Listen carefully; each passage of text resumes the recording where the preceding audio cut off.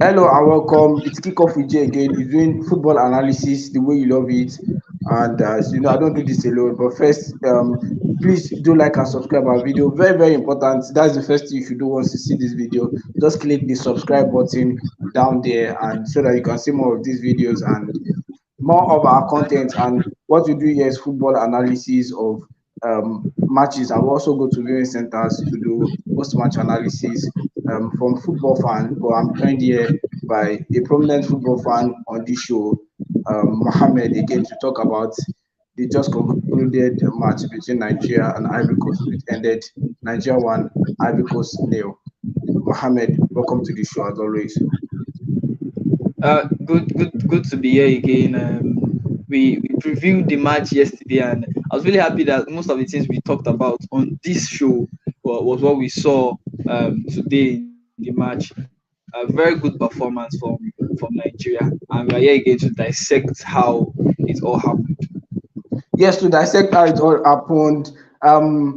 Super Eagles finally win a game in 7 matches, and though it was, we can say we did it the ugly way, but we got our result anyway.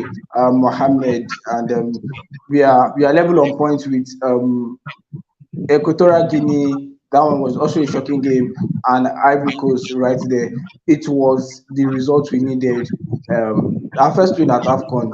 Mohammed, your thoughts on that? I think for the first time in a long while, I saw what the manager was trying to do.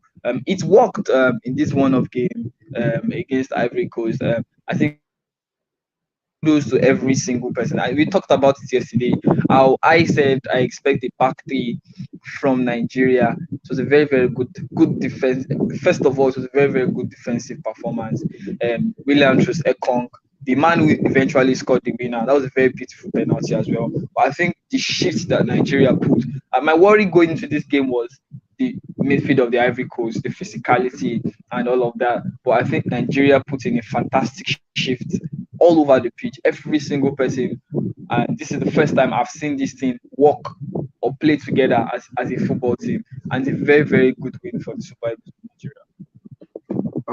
While I choose to disagree with you, and I'm so furious in this game because um, as much as we talked about not raising the expectations due to what we've seen under Pasero and how passive we can be, how disjointed we look, I see no difference in this game. Even though we were good defensively, yes, the tactics was right.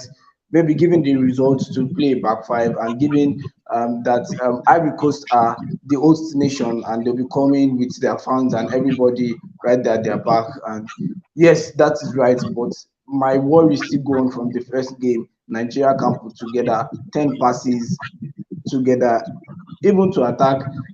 One good attacking play is not there, and we've got plethora of talents, technicality right there at the front of the pitch. Though you can say injuries have maybe destabilized the plan, but this I've never seen the blueprint right there from this Nigerian team. Don't let us be clouded by the win, though the win is much more needed, and the result is always the most pivotal thing to look out for in every football match, whether we play attacking or defensive game. But yet there are still a lot missing about the Nigerian team. Yes, the coach got the tactics right today. We can say that because yes, the results actually says that too, but it was a never finish from us, and I'm still saying it again. We are struggling. We are struggling to put passes together. We are struggling to do the basic things. But yes, I want to celebrate this win, and it is a right step in the right direction, right there for our own game. But looking at the game, I you mentioned one part that I really looked out for, and one part that really decided the game, and that was the battle between Diomande and Osime. Looked like Osime won that battle when he won the spot kick for Nigeria right there in the first half, and Ekon put that fantastically into the net, as you just mentioned. What do you think about that one first? I was struggling to hear you. I don't know if you can recap with what you said. I said one battle you said you were looking out for in the preview was the battle between Diomande and Victor Osimhen right there at the top end of the pitch, and it looks like only one man won the battle, which was Victor Osimhen when he won the spot kick for Nigeria, and Ekong put it away very nicely. So, what did you think about that one? Yeah, I think it was one of the highlights going into the game, the Diomande and Victor Osimhen. And I think when you are coming up against Victor Osimhen, it's always very difficult for any defender in the world, be it Virgil van Dijk, be it Lisandro Martinez, any defender in the world. I think it's really going to be difficult. I don't know why you're laughing, but You just had to sneak Manchester United in. it doesn't mean I was just trying to prove a point. I think Diomande did quite okay, did quite well on his on he held his own against Victor Osimhen, and I think Osimhen was in the mood today. He could have scored two goals. He could have Yeah. had chances. So yeah, I think he missed the header and he missed the chance in the first 10 minutes of the game. But I think at the end of the day, it was very interesting battle to see between the both of them. The two of them, I think, actually sized each other very well. But like I said, when you are playing against Victor Osimhen, when he has space to run into, he's very dangerous to stop. And to add to what you said, actually, I think the decision making in the final third for Nigeria was maybe not too good enough today because Nigeria could have won this game by 3 goals to nil. He had clear chances. I think Chukwueze needs to step up. He did quite okay today and caused the Ivorians a whole lot of problems. But I think the final ball keeps lacking.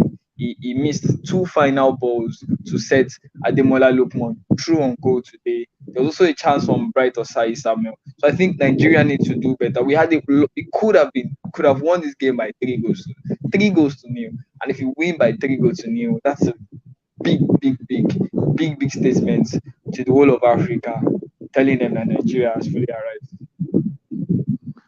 Yes, we have arrived, and now we are in the Afcon, and now we are in a good position. Ekong's penalty is the one that sealed it right there. What do you have to say? The captain stepping up at the biggest moment for Nigeria.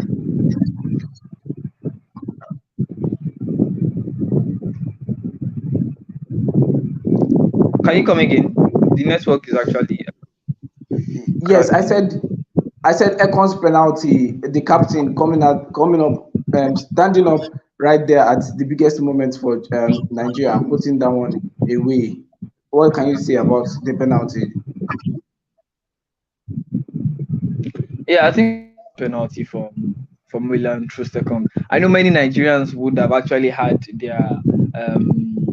Doubts. their yeah, because I think this is the second or third time I have seen him step up for the Super Eagles to take a penalty, and some defenders are actually good at it. We've seen like Ramos, they can step up and score those penalties. So that was a very fantastic penalty, and for a captain, I think he did very well today, and I'm very happy with his performance today as well. Okay, happy with his performance and any man of the match for you. Can you come again? Man of the match for the game. Man of the match. Okay, I think it will be unfair to pick the man of the match today. Everybody put in a shift, like I said as well.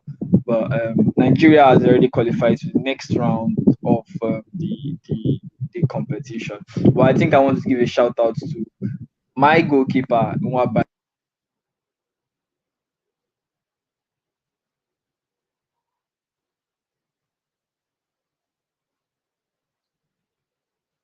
Um, I think we just lost the connection with Muhammad.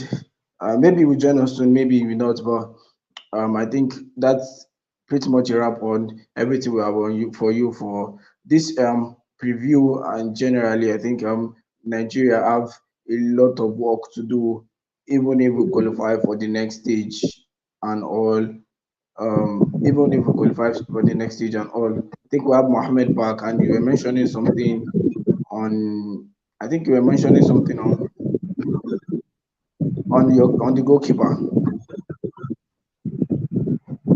I didn't get that. I said you were talking about goalkeeper, the goalkeeper Yeah, yeah, yeah, Nwabali.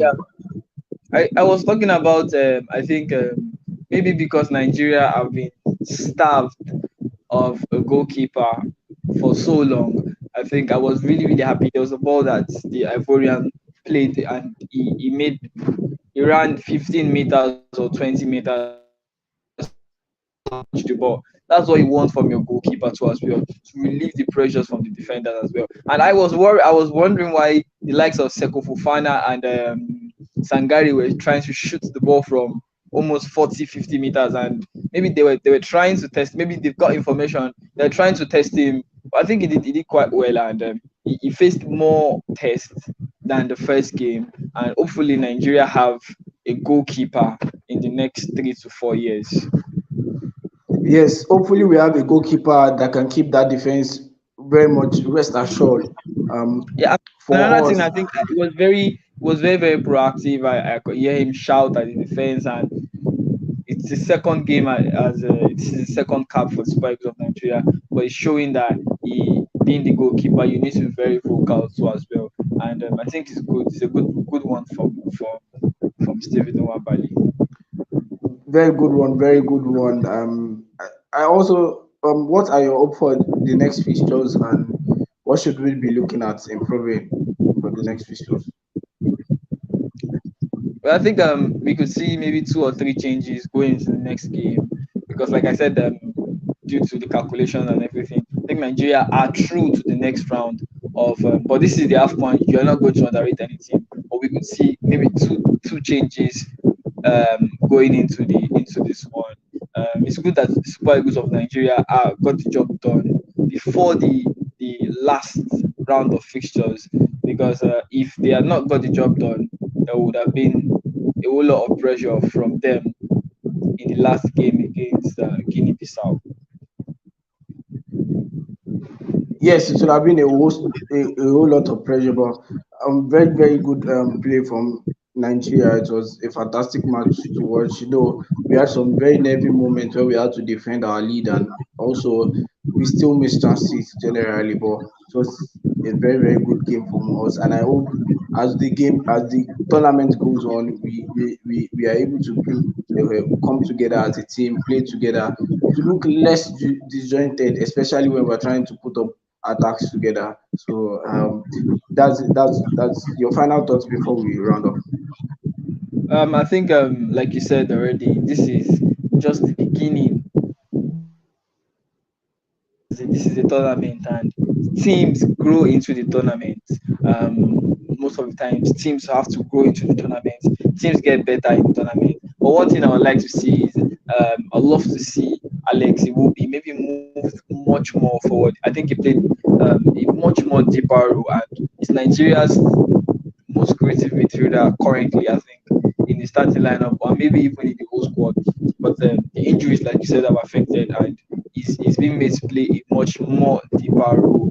But I think going forward, the manager will stick to this formation too as well because, like you say, you don't change a winning team.